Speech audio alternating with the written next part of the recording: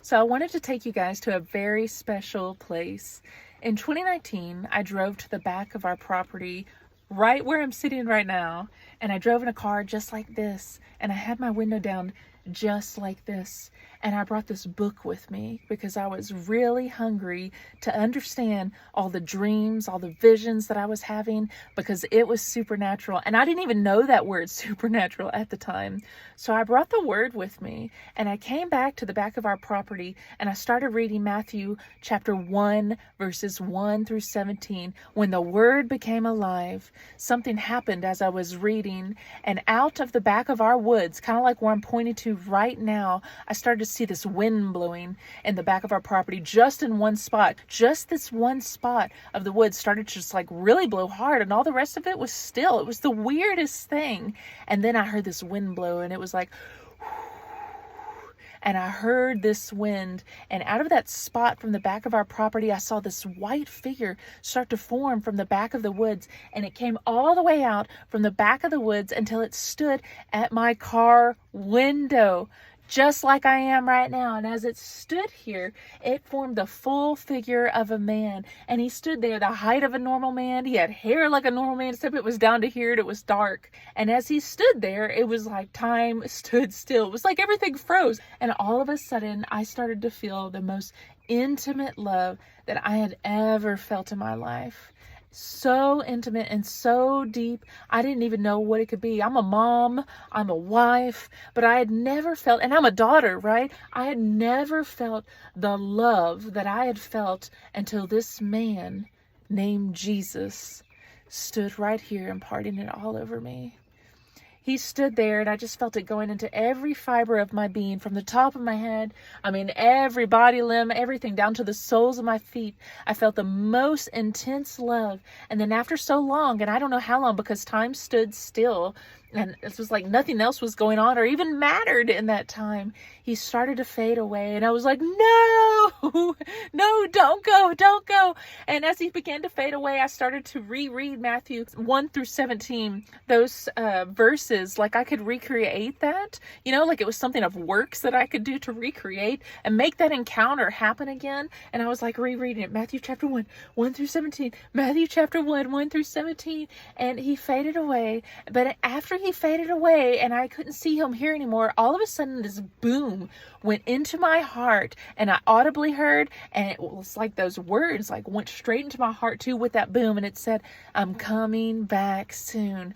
It rocked my world, and I was forever changed. I ran back in the house. I told everyone I had just met Jesus. I ran down the road. I told everyone I had just met Jesus, and I've been running everywhere ever since, telling one I had just met Jesus. See, I was always a Christian, or I was raised Christian. I knew about God. I knew about his laws. I knew how we were supposed to, it was good for us. We were supposed to be good little Christians and do all these things, but I had never encountered him before.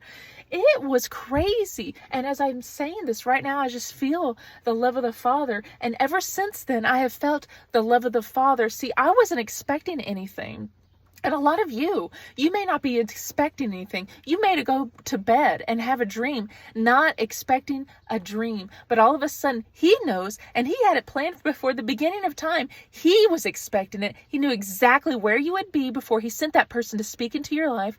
He knew exactly where you would be before you scrolled and found this video and you're watching this now. He knew exactly where you would be when you were on a path, and he wanted to get you right on another path, and something rocked your world. I'm telling you, that is Jesus. It is the Father who has sent his Son down here to earth to pay a price for you, because he not only just cares for you, he cares and he loves you. He loves you more than anything that you can imagine, anything you've ever felt or even wanted to feel. A lot of us want to be loved. We want to be accepted. We want to be almost like adopted into something greater, a bigger picture, something of another universe. I'm telling you, you are. You are adopted by the King of Kings, and his Son Jesus came down here because he loves you so much. When we're not even expecting it, God knows where we'll be, and he'll chase you down because he loves you, because it's not religion.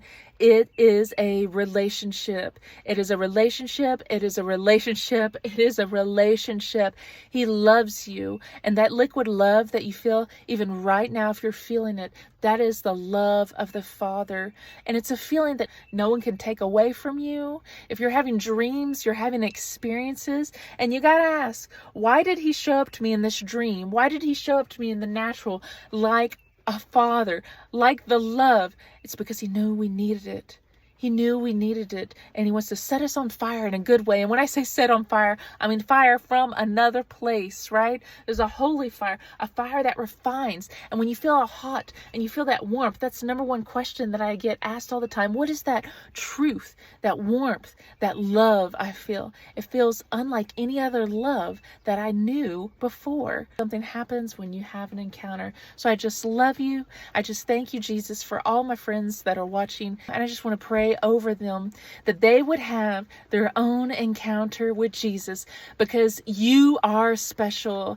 The King of Kings knows you. He knows exactly where you are. He wants a relationship with you. I just speak Jesus encounters in your dreams, that he would show up as the light, the way, the navigator, the guide, the father, the comforter, your friend, the counselor, that they would see you and encounter you in dreams, that they would see you and encounter you in the daytime in visions, or even just the real feeling that you're there with them right now, that you would send someone to speak to them and they would feel the love of the Father, something just become alive. And I just say, come alive right now. Every heart that has maybe gone cold or gone astray, come alive right now, because Jesus is after you. And it doesn't matter if you've once known him and have walked away for a little bit.